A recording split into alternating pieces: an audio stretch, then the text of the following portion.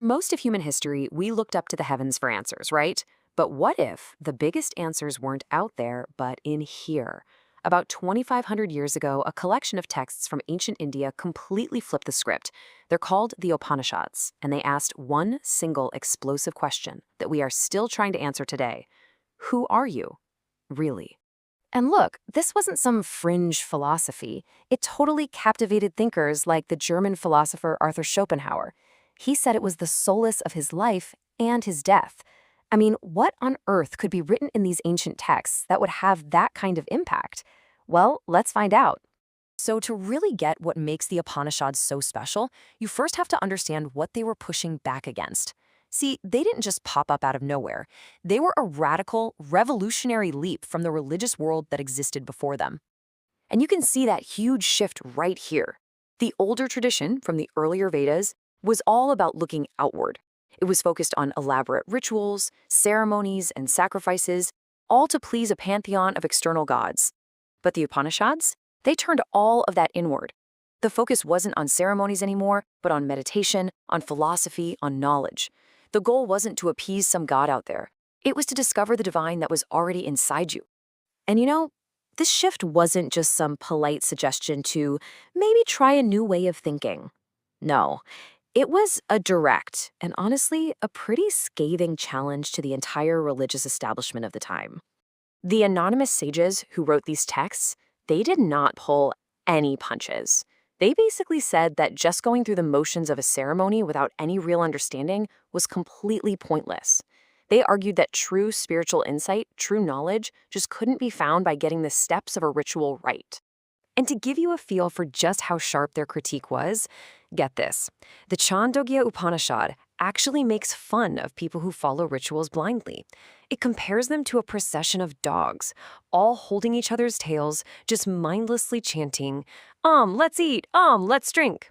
It's this incredibly witty, almost sarcastic jab at performing sacred actions without any of the sacred meaning. So, okay, that leads to the big question, right? If these huge, complicated external ceremonies weren't the way to find truth, then what was? Where were you supposed to look for the ultimate reality? And the answer that these sages came up with, well, it became the very bedrock for huge chunks of Hindu philosophy. It all boils down to two key ideas, and you really got to grasp these to understand their worldview. So first up, you've got the concept of Atman. That's the individual self. It's your innermost essence, your soul, if you like. Think of it as the true you that exists deep down, beyond your body, your ego, your fleeting thoughts. It's the silent witness inside. And then, on the other hand, you've got Brahman. Now this is the big one. This is ultimate reality, the single, unifying, cosmic spirit that is the source of everything. The very fabric of the universe from which all things come into being. Okay, so we have Atman, your individual self, kind of like a tiny drop of water. And then we have Brahman, this vast cosmic ocean of reality. So what's the connection? How does the little drop relate to the giant ocean? This is the mind-blowing answer, one of the most famous phrases in all of Eastern philosophy, tat twam asi. It means that thou art, or more simply, you are that. The Upanishad's grand declaration is that your individual self, your Atman, isn't just a part of the cosmic reality of Brahman. It is Brahman. The drop is the ocean. Now, you can probably imagine an idea this massive, the idea that you, your very essence, are identical with the entire universe. Well, that wasn't exactly an easy thing to just accept. It was so profound it launched centuries of fiery debate and philosophical exploration. So different schools of philosophy, known as Vedanta, all tried to interpret this statement. You had the Advaita school, which argued for non-dualism. Atman and Brahman are 100% identical, end of story. Then you had the Vishishtadvaita school, which took a more qualified view. Yeah, the self is part of Brahman, but it's still distinct, like a wave on the ocean. And then you had the Dvaita school, which went the other way completely and said, nope, they are two totally separate things.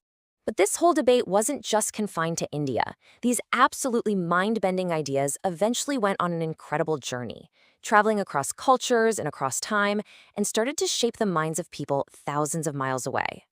I mean, the journey this idea took is just wild.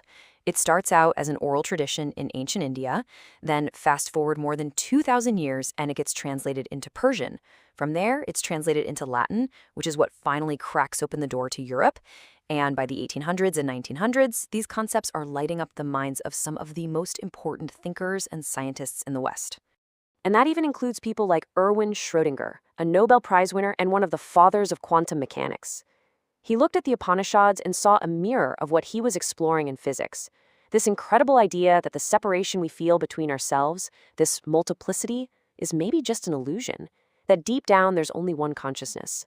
So, from an ancient rebellion against ritual, all the way to a core idea that fascinated the founders of modern physics, the Upanishads did something so simple, yet so profound. They just turned the searchlight from the heavens inward. They asked the ultimate question of who we are. And 2,500 years later, that question is still here, waiting for your answer.